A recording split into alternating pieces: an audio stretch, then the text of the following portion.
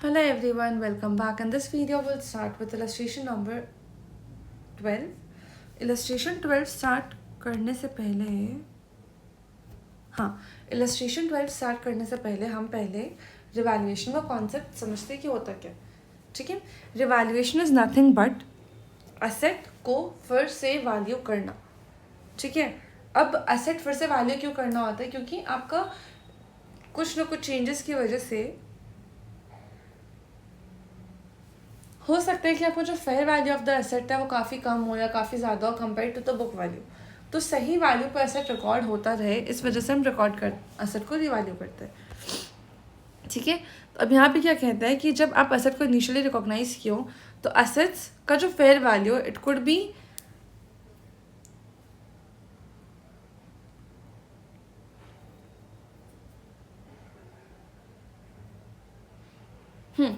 मतलब बेसिकली बोलना का क्या है इस पे कि आपको जो एसेट है आपने बुक्स पे रिकॉर्ड कर लिया.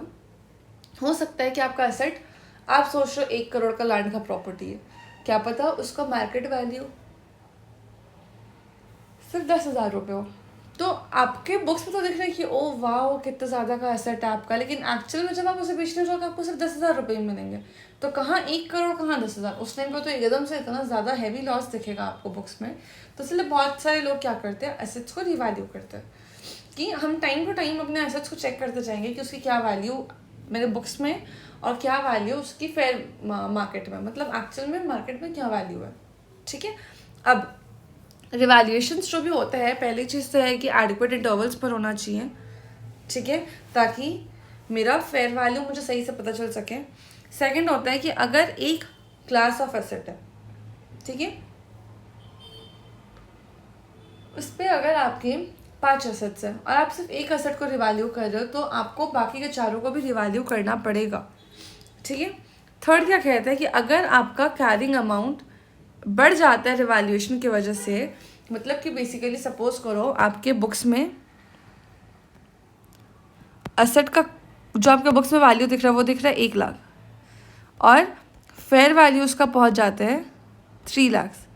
अब आप बढ़ाओगे अपने एसेट को तो जो आपका सरप्लस है आपको प्रॉफिट दिखेगा ना, तो उस प्रॉफिट को आप रिवैल्यूएशन सरप्लस में दिखाओगे और वो मेरे इक्विटी का पार्ट बनेगा. ठीक है, लेकिन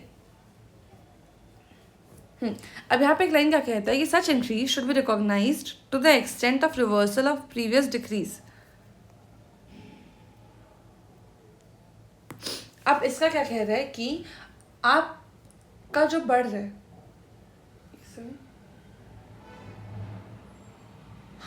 आपका जो एसेट रिवैल्यूएशन में डाल रहे हो आप, जो आपका एसेट बढ़ रहा है उसमें से पहले तो लाइन में क्या कहा कि उसको आपको रिवैल्यूएशन में डालना है. लेकिन अगर आपका पहले कभी इसका लॉस किसी ज़माने में अगर पीएनएल से एडजस्ट हुआ होगा, फॉर एग्जांपल आपने डिक्रीज हुआ, देखो इसका ना इससे बेटर इसकी मैं आपको एक चार्ट से समझाती हूँ, ये 2 पॉइंट आपको ज़्यादा बेटर समझ आएगा. ठीक है, देखो सपोज आपका एसेट है, उसका बुक वैल्यू आज की डेट में 1 लाख. ठीक है, 2 ही केस हो सकते हैं, या तो बढ़ के सपोज हो गया 3 लाख रुपीज़ या तो कम होकर सपोज हो गया 10,000 रुपीज़ ओनली. ठीक है, अब अगर जब लॉस होता है तो यहाँ पे क्या लिखा हुआ है,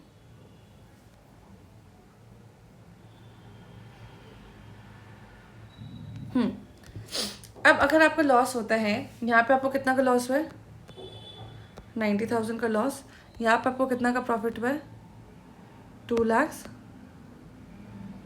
प्रॉफिट. ठीक है, अब पहला केस है लॉस आपका सबसे पहले हमेशा पीएनएल से जाएगा और दूसरा चीज़ यहाँ पे बोलता है प्रॉफिट आपका हमेशा रिवैल्यूएशन सरप्लस में जाएगा. ये बाय डिफॉल्ट है, ऐसा होना ही चाहिए. लेकिन अब हम आते हैं पहली बात लॉस के लिए कि अगर कभी आपने पहले कुछ प्रॉफिट रिवैल्यूएशन से अगर बुक किया है, सपोज कर आपने पहले आपको कुछ प्रॉफिट हुआ 2,000 रुपये का जो कि आपने रिवैल्यूएशन में बढ़ाया है, तो आज पहले उस 2,000 रिवैल्यूएशन को कम करना और फिर बचा हुआ जो लॉस है 88,000 का उसको आप पीएनएल से राइट ऑफ करना. आपको समझ आया? ठीक है, मतलब कि लॉस आपका बाय डिफॉल्ट पीएनएल पे जाना चाहिए, प्रॉफिट आपको बाय डिफॉल्ट रिवैल्यूएशन पे जाना चाहिए. ये कह रहा है ना। लेकिन अगर आपको पहले कभी रिवैल्यूएशन प्रॉफिट हुआ था, उसकी वजह से आपने रिवैल्यूएशन सरप्लस क्रिएट किया और आज आपको लॉस हो रहा है, तो उस लॉस को पहले रिवैल्यूएशन सरप्लस के प्रॉफिट से एडजस्ट करो, फिर बचे हुए लॉस को पीएनएल से डालो। ठीक है, ये चीज़ आपको समझ आए। सिमिलरली प्रॉफिट के लिए क्या कहता है कि अगर आपको रिवैल्यूएशन प्रॉफिट होता है और पहले कभी आपने कोई लॉस पीएनएल से, अगर आपने कोई लॉस कभी राइट ऑफ किया होगा, सपोज अगर आपने पीएनएल से लॉस राइट ऑफ किया होगा 20,000 का, ठीक है, तो आज जो आपका प्रॉफिट हो रहा है उसमें सबसे पहले आप पीएनएल से 20,000 प्रॉफिट डालो, मतलब वो 20,000 के प्रॉफिट को पीएनएल पे डालो, और फिर जो बाकी के आपके 1,80,000 के प्रॉफिट है उसको फिर आप रिवैल्यूएशन रिजर्व में डालो। ये चीज़ आपको समझ आ? ठीक है, अगर जैसे रिवैल्यूएशन रिजर्व का बात करती हूँ कि प्रॉफिट में आपको रिवैल्यूएशन रिजर्व में डालना चाहिए, लेकिन अगर कभी आपने कोई लॉस बुक किया है तो पहले उस लॉस के लिए आप प्रॉफिट डाल दो वहाँ पे और फिर उठा के बाकी के बैलेंस को रिवैल्यूएशन सरप्लस में डाल दो। या फिर अगर मैं जैसे आपसे बात करती हूँ यहाँ पे लॉस की, ठीक है, लॉस आपका बाय डिफॉल्ट पीएनएल पे जाना चाहिए, लेकिन अगर पहले कभी आप लोगों को प्रॉफिट बुक किया होगा रिवैल्यूएशन सरप्लस में तो उससे पहले कम कर दो और फिर बचे हुए लॉसेस को पीएनएल पे डाल दो। ठीक है, आई होप ये समझ आया होगा। नेक्स्ट क्या कहता है, रिवैल्यूएशन सरप्लस का जो भी बैलेंस है आपका वो आप रिटेन अर्निंग में डाल सकते हो, प्रोवाइडेड वो एसेट आपका डीरिकॉग्नाइज हो गया। डीरिकॉग्नाइज इन द सेंस कि डिस्पोज हो गया, वो एसेट मैंने बेच दिया, खत्म हो गया। ठीक है,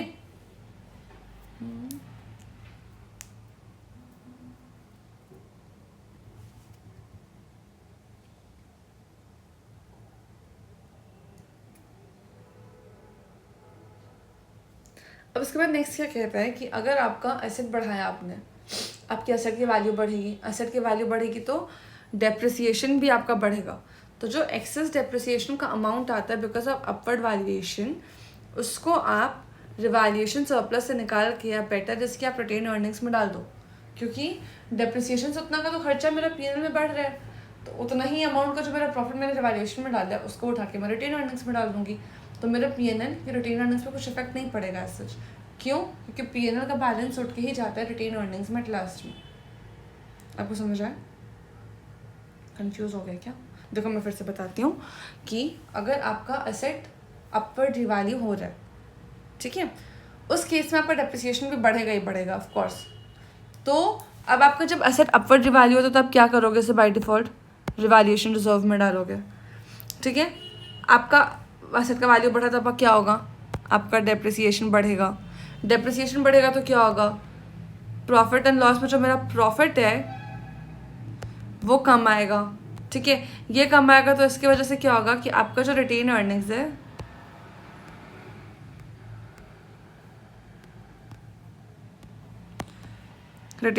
है इसमें कम पैसा जाएगा। ठीक है, तो इससे बेटर इसकी ऐसा होगा ही होगा ऑफ कोर्स। तो इसके लिए क्या कहते हैं कि आप रिवैल्यू जितना आपका यहाँ पे डेप्रिसिएशन एक्सेस हो रहा है, जितना बढ़ रहा है उतना सिर्फ डेप्रिसिएशन के अमाउंट को इससे निकाल के आप सीधे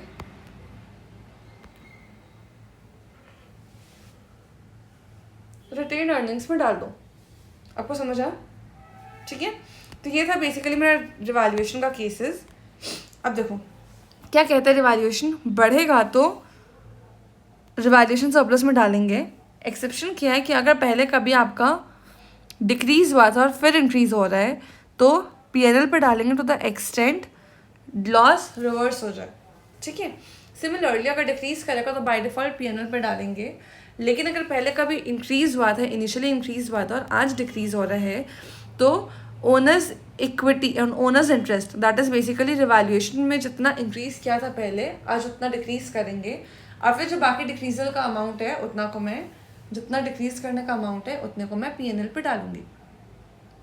ठीक है, अब आपको रिवैल्यूएशन का कॉन्सेप्ट समझ आ गया होगा। अब हम एक काम करते हैं, इलस्ट्रेशन 12 स्टार्ट करते हैं। ठीक है, क्या कह रहा है कि मशीन का कॉस्ट था 12 लाख रुपए, स्ट्रेट लाइन बेसिस पे 10 साल का लाइफ अज्यूम करके मैंने डिप्रिशिएट करना था और मैंने 3 साल तक डिप्रिशिएट किया। 3 साल के बाद मेरी मशीन की अपवर्ड रिवैल्यूएशन हुई थी टू 60,000 बाय 60,000। ठीक है, और रिमेनिंग यूजफुल लाइफ रीअसेस हो गया था 9 सालों के लिए। अब आपको निकालना क्या है, डेप्रिसिएशन निकालना है 4th ईयर। अब समझो मैंने क्या बोला था कि जब भी कोई चेंज ऐसा होता है तो जिस साल से चेंज हो रहा है उस साल का सबसे पहले ओपनिंग एसेट का वैल्यू निकाल लो, ठीक है। 3 साल के एंड पे मेरे को वैल्यू निकालना है। अब देखो कि अगर आपका डेप्रिसिएशन एवरी ईयर मुझे निकालना हो तो मैं कैसे निकालूंगी। मेरी मशीन की कॉस्ट है 12 लाख, लाइफ है 10 साल का, ठीक है। मैं स्क्रैप वैल्यू, मुझे क्वेश्चन में दिया हुआ है कि रेसिडुअल वैल्यू 0 है, तो मैं डिप्रिसिएशन कैसे निकालूंगी। 12 lakh by 10 that comes to 1,20,000 एक साल के। मुझे 3 साल का डिप्रिसिएशन निकालना है, दैट कम्स टू रुपीज़ 3,60,000। इसी को इंटू 3 कर दो ना, आपका आ गया 3,60,000 रुपये 3 साल का डिप्रिसिएशन। ये तो 3 साल का डिप्रिसिएशन आया है मुझे। अब मुझे क्या करना है, मुझे निकालना है डिप्रिसिएशन के बाद एसेट की वैल्यू कितनी होगी। तो that would be 12 lakh minus 3,60,000, that comes to rupees 8,40,000, ठीक है। अब 3 साल के बाद क्या हुआ कि आपका अपवर्ड रिवैल्यूएशन हुआ। जब भी अपवर्ड रिवैल्यूएशन होता है ना, उसकी बेसिकली एंट्री क्या होती है, एसेट टू रिवैल्यूएशन रिजर्व और टू पीएनएल, जो भी आपको एडजस्ट करने के लिए होता है वो बेसिकली ऐसे ही जाता है आपका एंट्री, ठीक है। अब आपका 60,000 से एसेट बढ़ गया है। यहाँ पे जब 60,000 से एसेट बढ़ा था, यहाँ पे 840 में 60,000 को और ऐड करोगे तो आपका एसेट का वैल्यू कितना आ जाएगा, 9 लाख रुपए, ठीक है। अब उसमें क्या कहता है कि आपका यूजफुल लाइफ भी 9 साल के लिए रीअसेस हुआ है। अब आपको डेप्रिसिएशन निकालना है, तो देखो आपका एसेट का वैल्यू 9 लाख रुपए आ गया, स्क्रैप आपका 0 है, ईयर आपका 9 ईयर्स है, तो आपका ईयरली डेप्रिसिएशन कितना हो जाएगा, 1 लाख रुपीज़। तो देखो depreciation for 4th year onwards कितना जाते हैं, 1 लाख रुपीज़। सिंपल था, आपको समझ आया ना क्या क्या किया हमने। सबसे पहले 3 साल के बाद की टोटल डेप्रिसिएशन हमने कैलकुलेट की, एसेट का वैल्यू निकालो जो कि 8,40,000 है। अब क्वेश्चन कह रहा था अपवर्ड रिवैल्यूएशन हुआ है, तो हमने एसेट उतने से बढ़ा दिया by 60,000 we have increased the value of asset, जो कि आता है 9 लाख रुपए। अब मेरा 3 साल के बाद 4th ईयर के स्टार्टिंग पे एसेट का वैल्यू हो गया 9 लाख रुपए, ठीक है। और जो मेरा यूजफुल लाइफ है वो रीअसेस होके हो गया 9 साल हो गया, राइट। तो अब मुझे डेप्रिसिएशन कैलकुलेट करना है फॉर द 4th ईयर। कैसे कैलकुलेट होगा, 9 लाख का कॉस्ट है, स्क्रैप मेरा 0 है और लाइफ हो गया 9 सालों का, तो मेरा डेप्रिसिएशन आ जाएगा 1 लाख रुपए फ्रॉम 4th ईयर ऑनवर्ड्स, ठीक है। आई होप आपको रिवैल्यूएशन का कॉन्सेप्ट, रिवैल्यूएशन का ये क्वेश्चन समझ आया होगा। नेक्स्ट वीडियो में हम करेंगे next illustration, that is illustration number 13। इसमें हमें इंटैंजिबल एसेट्स के regarding basically depreciation, intangible assets में डेप्रिसिएशन नहीं होता, अमोर्टाइजेशन होता है। मैं आपको नेक्स्ट वीडियो में समझाऊंगी, ठीक है। तो हम अभी तक हमने जितना पढ़ा था वो टैंजिबल एसेट्स के रिगार्डिंग पढ़ा था। आप एक चीज़ ध्यान रखना, जो टर्म डेप्रिसिएशन है वो सिर्फ टैंजिबल एसेट्स के लिए यूज़ होता है। इंटैंजिबल एसेट्स के लिए दूसरा टर्म है, दैट इज कॉल्ड अमोर्टाइजेशन, वो यूज़ होता है, ठीक है। उसके बारे में बात करेंगे हम नेक्स्ट वीडियो में। तब तक चैनल सब्सक्राइब करना, वीडियो लाइक करना, दोस्तों के साथ शेयर करना ना भूलें। बाय।